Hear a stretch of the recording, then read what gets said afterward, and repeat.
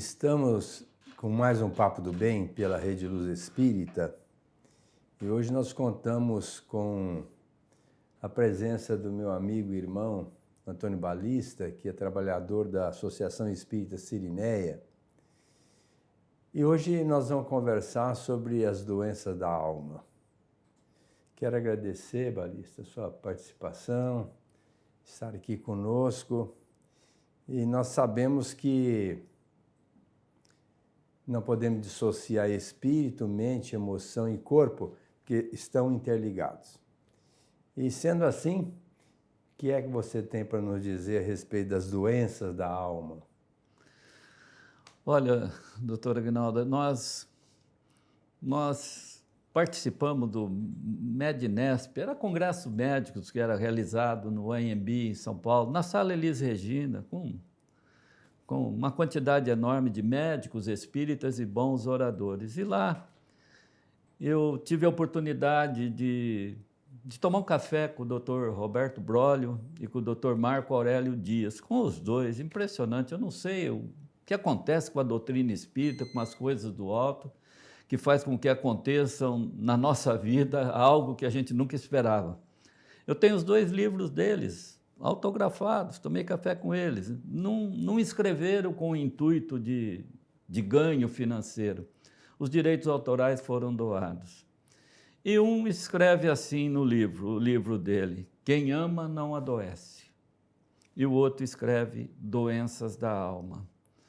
Eu tive a oportunidade de fazer um programa com o senhor, não sei, uns 3, 4 anos atrás, que no finzinho do programa eu também questionei, perguntei ao senhor, o senhor é médico, e eu questionei, falei, doutor Aguinaldo, o senhor concorda com o doutor Roberto Brolio, que no livro que ele escreveu, Doenças da Alma, ele diz que 80% das doenças que nós estamos vivendo, convivendo, as pessoas, elas estão na alma, no espírito?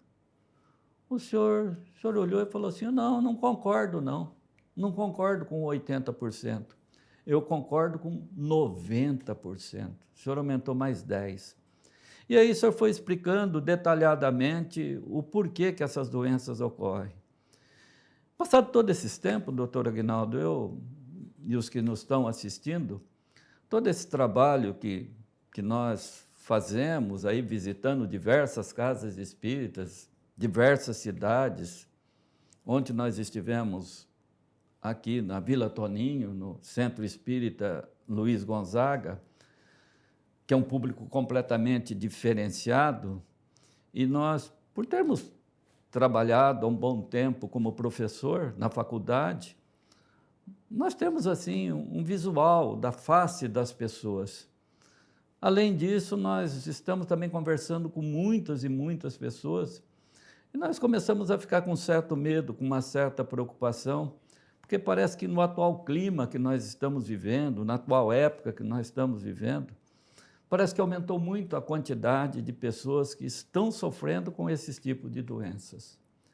O senhor, como médico espírita, o senhor também concorda que vem aumentando realmente essa quantidade de pessoas que estão adoecendo mais na alma? Porque o senhor disse que a preocupação, o medo, a ansiedade, o estresse, a depressão, a insônia, não são doenças que estão no corpo físico, estão doenças que estão na alma.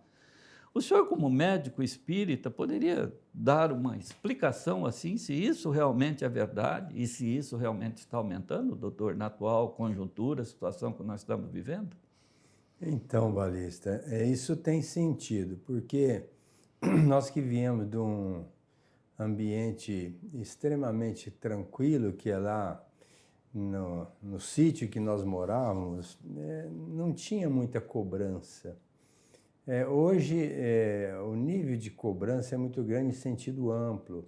A pessoa estava trabalhando, não estava preocupada em perder o emprego. Ele sabia que tinha trabalho para o resto da vida e podia trabalhar com segurança. Sem expectativa de ofertar muitas coisas para os filhos, era praticamente trazer o pão e ensinar a trabalhar. Hoje, a exigência é muito grande, porque a pessoa sai lá do campo e vem para a cidade. Aí ele vai pagar aluguel, vai pagar IPTU, vai pagar energia, vai pagar translado. Aí ele começa a colocar no lápis, no papel, aquilo que ele tem que ganhar para pagar. Isso é uma preocupação muito grande que a gente vê no dia a dia. O pessoal querer atender a demanda das dívidas. Por outro lado, os pais hoje estão muito preocupados em ofertar para os filhos condições materiais. Então, eles mesmos se cobram, né? E por conta disso até não querem ter muitos filhos, porque acham que tem que dar. Quando vem, na verdade, a gente sabe que filho a gente tem que formar, não é? Formar um ser de bem, não é ofertar materialmente. O Tagore tem uma colocação muito interessante, que a gente, para educar os filhos, deveria levá-los para a natureza, para mostrar para os filhos que a natureza é pródiga, que está ali a presença de Deus, e ali seria uma educação essencial.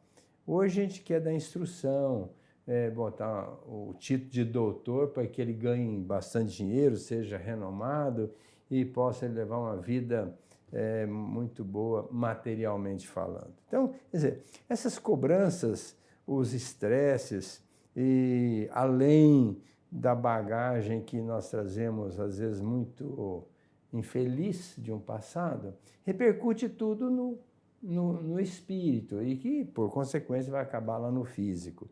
Então, hoje, realmente, eu vejo o pessoal muito combalido, muito sofrido por conta disso. E diante das perspectivas futuras, que às vezes as pessoas também ficam preocupadas, como é que vai ser meu amanhã, que é a ansiedade, né? Ou fica preso num passado que não vai voltar, o tempo caminha inexoravelmente, mas a pessoa fica presa ali, acaba se ressentindo, se deprimindo. Então, o nível de estresse, mais ansiedade, depressão e tantas outras cobranças que existem, leva a pessoa a ficar muito conflitada. Se ela tem uma bagagem espiritual para administrar isso, entendendo que isso faz parte da vida e tirar proveito, tudo bem, mas a grande maioria não tem esse preparo. E aí se defronta com a situação inusitada, difícil, e vai sofrer as consequências.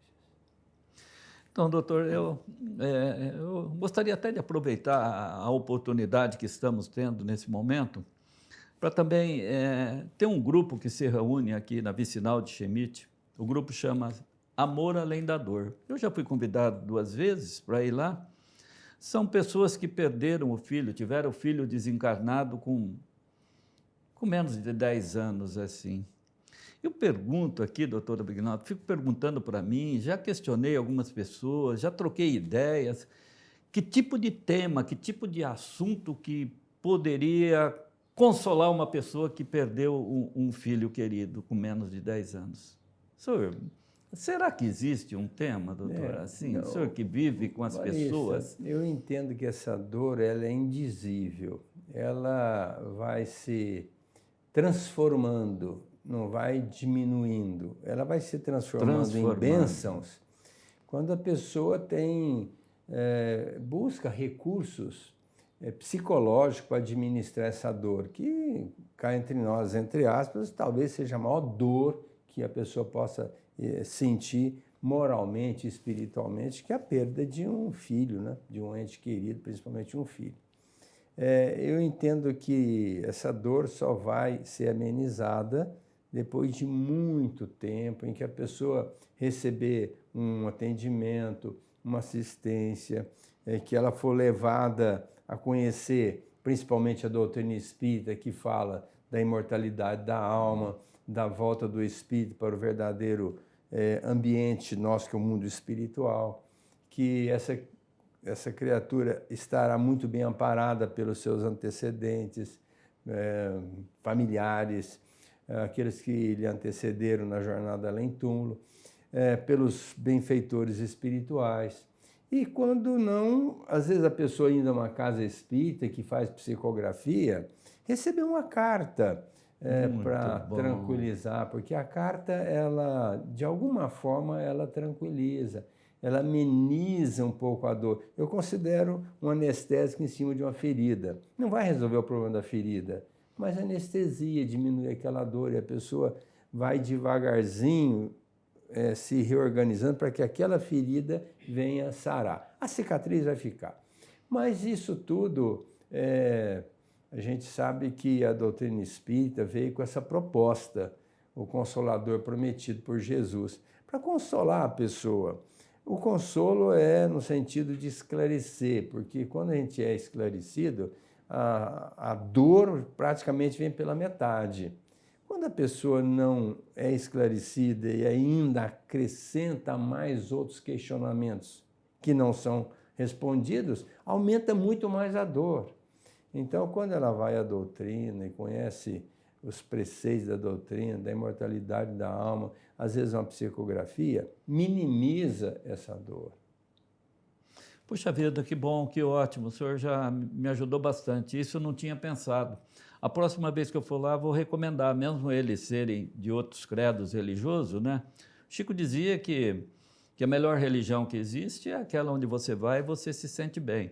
Mas a boa parte dele, a maioria deles, não são espíritas, mas essa recomendação da psicografia, muito obrigado, realmente é uma indicação, uma luz, um caminho que você pode sugerir a eles mesmo, sim, através da psicografia ele pode receber alguma mensagem, né?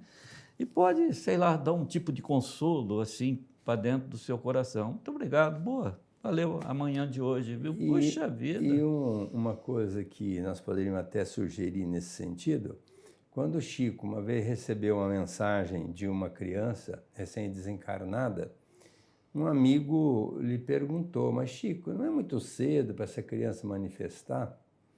Aí ele disse assim, não, meu filho, quem trouxe a mensagem foi o avô, porque a família está tão contristada, tão aborrecida, tão inconformada, que essa vibração está atrapalhando o atendimento dessa criança no mundo espiritual.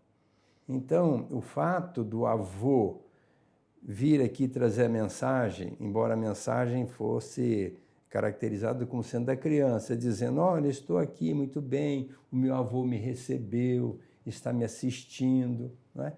Bem, na verdade, o avô estava assistindo-a, mas não foi ela quem trouxe a mensagem, foi o avô para tranquilizar a família, para não atrapalhar a assistência que ele estava dando para o neto, para a neta, que era uma menina, recém-desencarnada. Então, eu acho que, de qualquer forma, a psicografia, de uma forma ou de outra, sendo trazida pela pessoa que desencarnou, ou por um parente, ou por um amigo, alguém que possa trazer uma notícia, conforta muito. Boa recomendação. Doutor, vamos lá. Com relação a essas doenças da alma aí, que as pessoas sentem aqui, não?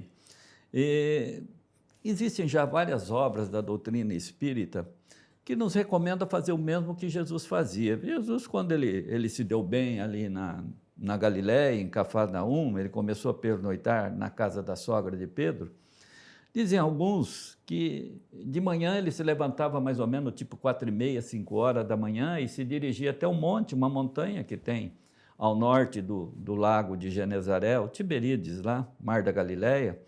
E ali Jesus ficava orando, rezando, meditando e refletindo. Isso elevava cada vez mais o nível espiritual do Cristo. Porque a montanha é um local de muita paz, a montanha é um local de muita energia, muito procurado pelos bons espíritos. Então, esses livros estão nos recomendando também, no primeiro minuto da manhã, doutor Aguinaldo, no primeiro minuto da manhã, quando acorda, distancia do celular, a mente está pura, está clara, está cristalina, está serena, tranquilo. Eles dizem que nós deveríamos dedicar de 1 a 5 minutos para fazer uma oração, ou seja, penetrar dentro da nossa casa, fazer o mesmo que Jesus fazia. E agora, diz que isso daí é muito bom para jogar uma quantidade de informação positiva na mente, no espírito, no primeiro minuto da manhã, quando está sereno. E agora eu estou vendo vários final de palestra assim, que muitos oradores estão dizendo que realmente a oração, por parte da medicina, ela atinge o cérebro e atinge também o coração, produzindo uma força, uma energia que pode ir no prazo de 6 meses, diminuindo essas doenças que as pessoas têm na alma, no espírito. Isso tem sentido, doutor? Essa oração, ela é tão forte assim para fortalecer o espírito, para ser um tipo de um remédio para diminuir essas doenças da alma? Balista, minha esposa e minha filha estiveram num congresso agora em Florianópolis de psiquiatria e psicologia. E minha mulher voltou de lá muito entusiasmada com a meditação, porque eles estão enfatizando muito a importância da pessoa ter esse momento de recolhimento. Lógico que a meditação não é um momento de oração, conforme você falou, é um tempo se preparando depois para uma oração e dar continuidade às lides diárias. Então, essa meditação, ela funciona em 2 aspectos, principalmente. Primeiro que você, ao entrar naquela sintonia consigo mesmo e, ao mesmo tempo, com as forças exteriores, você traz para a sua célula uma homeostase celular, psíquica e celular, porque se você levantar de manhã e já pensar assim, nossa, eu tenho que fazer isso, coisa e tal, você já liberou uma série de substâncias, no caso aí, Preocupação. Todos os Medo. corticóides e as outras substâncias que a gente libera, adrenalina, noradrenalina. Isso deixa a pessoa já tensa, já deixa a pessoa, às vezes, angustiada e vai atingir o cérebro. E a nossa hipófise, através do sistema límbico, da amígdala cerebelar, o cíngulo, aquelas estruturas que fazem parte do sistema límbico, vão devolver uma mensagem. Se você levantou tenso, angustiado e já alimentou aquele pensamento totalmente díspero dessa homeostase psíquica, ele vai atingir o cérebro, e o cérebro vai devolver, e já vai agir nas glândulas. Então, você vai desenvolver mais substâncias nocivas. Agora, quando você está naquele momento de paz e reflexão, da mesma forma, o nosso cérebro recebe essa mensagem e, às vezes, devolve com substância, na produção de substâncias muito boas, que dão calma, ocitocina, que é o hormônio do amor, né? Faz com que a pessoa fique mais tranquila, mais serena, já começa o dia pensando em amar, porque aí que está o detalhe, né? Às vezes a pessoa já levanta pensando, nossa, hoje vai ser um dia terrível, como é que eu vou fazer? Vou enfrentar meu chefe, aquele empregado que é incompetente. Ele já cria um clima negativo. Agora, quando você levanta com aquela atmosfera de paz, libera ocitocina, e você assina, hoje eu vou amar todo mundo que aparecer na minha frente. Você imagina como as nossas células vão responder isso? Com metabolismo tranquilo, sereno, e tudo vai funcionar. Nós estamos falando de doença da alma, né? Mas o físico, ele recebe de imediato as impressões do nosso psiquismo. O nosso aparelho digestivo, por exemplo, ele é regido pelo sistema límbico, que é o centro da emoção. Se você levantar tenso, estressado, você já vai ter dor de barriga, você vai ter intestino preso, vai formar gases daí para frente, você vai ter uma má digestão. O seu organismo não vai funcionar bem, porque você já criou de manhã uma atmosfera psíquica que vai repercutir no físico. Então é muito importante que aí a gente, além da meditação, aí o segundo elemento importante da meditação, é que quando você entra naquela acalmia, os espíritos superiores querem ajudar você.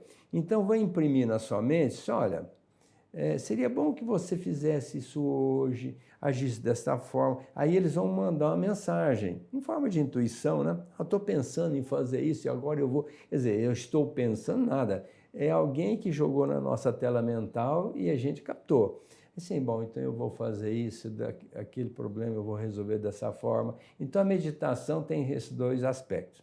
E se a pessoa der um a mais, né, com a oração, que aí então é uma mentalização que vai de encontro às forças superiores que tendem a vir até nós à medida que nós nos permitimos, aí fica melhor ainda. A gente, com aquela oração, a gente sai é imantado com o nosso benfeitor, ele conosco, e o nosso dia vai ser muito mais tranquilo.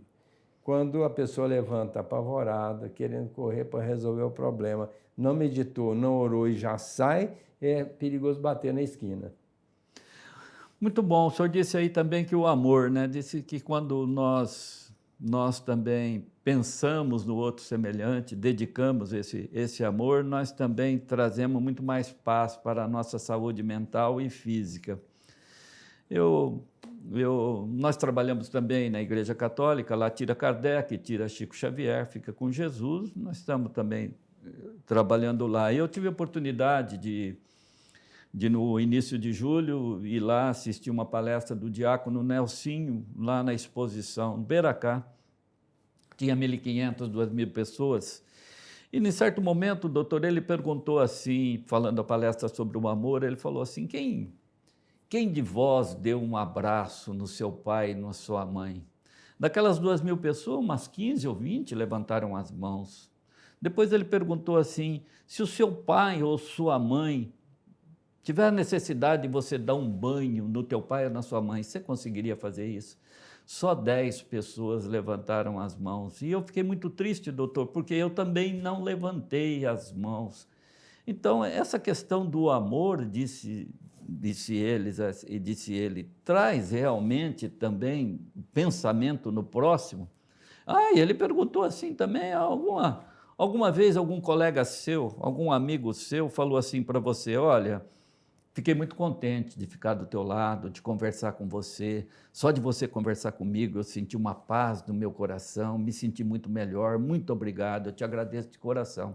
Algum de vocês fez isso também? 2 ou 3 levantaram as mãos. Fiquei muito triste, doutor, porque eu fiz parte daquele grupo que não levantaram as mãos. Mas isso é tão difícil assim, porque parece que as doenças aumentam, porque o investimento no amor por parte das pessoas está sendo pouco, doutor? Ou estamos investindo muito num celular, numa camisa mais nova, numa calça mais nova, numa casa mais nova, num carro mais novo? Será que estamos fazendo investimento muito nisso e deixando de fazer investimento na alma, no amor, doutor? A proposta de Jesus foi sempre de nos trazer esse equilíbrio, essa paz, né? A minha paz eu vos deixo, a minha paz eu vos dou. Não vou lá dou como a dá o mundo, né? Não se turbe o vosso coração. Aprendei comigo que eu sou manso e humilde, né? Então você veja que Jesus deu um recadaço para nós. O Sócrates falava que não se preocupe com o dinheiro não tem tanta importância. Naquela época o pessoal valorizava muito o ganho, né? Então tinha os mentores que ensinavam os jovens a ganhar dinheiro. E ele falava exatamente o contrário, olha, invista na alma, essa que vai voltar, ela é imortal, é o verdadeiro sentido da vida, é investimento na alma. Mas os jovens, logicamente, alguns aceitavam a ideia, outros não, e até os mais velhos não concordavam. Então a gente vê que vai demorar muito para a gente entrar nessa atmosfera do amor verdadeiro. Nós ainda estamos engatinhantes diante dessa premissa de amar o próximo. Quando perguntar para o Emmanuel como é que a gente poderia representar o amor diante do ser humano, com vistas a atingir a proposta crística, ele disse assim, fazer o bem por aquela pessoa que nunca fez nada por merecer. Agora, você imagina, se a proposta do amor é fazer para aquele que nunca fez nada por merecer, e os nossos pais que merecem, os nossos filhos que merecem, os nossos companheiros de trabalho que merecem, os vizinhos, aqueles que são transeuntes, que habitam conosco em qualquer lugar que estejamos. Para isso é importante a gente ter uma mente focada. Eu levantar de manhã assim, hoje eu preciso fazer o bem, conforme recomendou o nosso Santo Agostinho, né? Na pergunta 919 do Livro dos Espíritos. Fazer o bem, mal nem para a formiga. Então já sair pela manhã pensando o que é que eu posso fazer de bom, de bem para as pessoas. e hora nenhuma alimentar qualquer tipo de maledicência, de disposição em contrário. Porque o nosso inconsciente, ele traz muitas sombras e ele tem predomínio na nossa vida em 80%. O nosso consciente, só 20%. Então, por isso que o Paulo disse, infeliz homem que sou, o que eu quero fazer, eu não faço. O que eu não quero, eu faço. Porque o inconsciente, ele é imediato, ele age em 5 segundos. Por isso que se fala assim, conta até 10. Então, se eu tenho um arquivo muito ruim no meu inconsciente, se você me der uma trombada, eu não vou te pedir desculpa, eu vou te dar uma cotovelada. Porque dentro de mim já tem uma maldade inserida. Agora, se eu já tiver um espírito de fraternidade, apesar de você ter trombado em mim, só me desculpe. Não, foi eu que trombei você. Não, tudo bem, mas me desculpe. Quer dizer, a pessoa fica desarmada contra qualquer disposição em contrário em relação ao nosso ser humano, ao nosso irmão em caminhada. Por isso é que é importante você trabalhar a aquisição de comportamentos. Você todo dia está trabalhando. É o que a definição de verdadeiro espírita, conforme o Kardec colocou. O verdadeiro espírita é aquele que se esforça para combater tenazmente as más tendências, sofrendo uma transformação. Eu só posso ofertar aquilo que eu tenho dentro de mim. Por isso que é importante nós combatermos as nossas más tendências e darmos o melhor de nós em prol de alguém. E como a vida é um senso de repetição, quanto mais eu tentar fazer isso, mais eu vou me adequando à proposta crística. Quanto menos eu ligar para Jesus, quanto menos eu buscar os seus conhecimentos, mais distante eu vou estar dele, dando asa, permissão às minhas sombras do inconsciente com atitudes infelizes. Né? Doutor, eu também gostaria de perguntar para o senhor como médico, eu tenho pouca vivência no espiritismo, nessa parte religiosa. Eu levava mamãe na igreja evangélica, sou devoto de São Judas Tadeu, criado aqui na Vila Diniz, e eu sou novato de doutrina espírita, mas muitas vezes nós ouvimos falar assim, que a pessoa diz assim, eu acabei sendo curada, Jesus me curou. Eu fico questionando e muitas vezes eu acabo dizendo para aquelas pessoas, conversando com elas, eu falo, isso tem uma mensagem nos livros de Kardec, que toda cura é um processo de autocura. Depende de 50% da medicina, da parte espiritual, e depende de 50% disso que o senhor acabou de falar, né? Que tem que ter uma vontade, uma determinação, um desejo. Mas é possível, o senhor como médico, assim, de já ter atendido muitas pessoas, e o senhor perceber que uma pessoa que se devotou muito na vida para a atividade religiosa, para a caridade, o perdão, o trabalho, o amor, ela recebeu esse benefício de ser curado de algum tipo de doença, ou da alma, ou algum tipo de doença também no corpo físico? O senhor já teve algum caso assim também, alguma coisa assim? Há essa possibilidade? Sim. Você citou o Marco Aurélio Dias e depois o Brólio. O Marco Aurélio, quando escreveu Quem Ama Não Adoece, ele colocou muito bem isso, porque o Ezequiel, um profeta bíblico, ele disse assim, meu Pai, Deus, não quer que o ímpio sofra, quer que ele se transforme. Deus não se compraz na nossa desdita, pelo contrário, Deus é amor e quer que nós sejamos bem. E se não estamos bem é porque nós não nos transformamos. O que é a transformação? Seria nós estarmos cuidando do nosso lado espiritual, que até então nós damos tanta importância ao lado material e esquecemos do espiritual. Mas na medida em que a gente vai se modificando, vai amando, vai perdoando e vai se aproximando das propostas crísticas e divinas, nós vamos adquirindo a felicidade, vamos nos libertando. Quanto mais nós distanciarmos desses conceitos, mais nós estamos nos infelicitando e nos colocando em situação difícil. E a cura é uma decorrência dessa homeostase psíquica, espiritual. Na medida em que você adquire esse estado de espírito cada vez mais iluminado, a tendência é você ficar cada vez menos doente. Está lá no Evangelho segundo o Espiritismo. A dor é reservada aos eleitos do Senhor. Quer dizer, Deus quer que a gente mude e às vezes manda uma dor para a gente mudar mais rapidamente.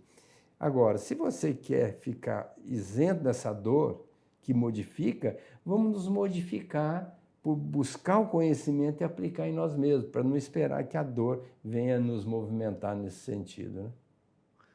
O Chico dizia, doutor, só para terminar, eu sei que o tempo está esgotando, o Chico dizia em toda abertura de trabalho dele lá, ele falava assim, se tem algo na sua vida que está lhe causando dor e sofrimento, você tem que mudar.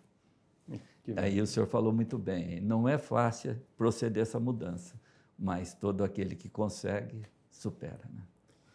Queremos agradecer a participação de vocês, que é brilhante aqui o nosso Papo do Bem, agradecer ao meu amigo Balista, encerrar o nosso programa falando sobre as doenças da alma.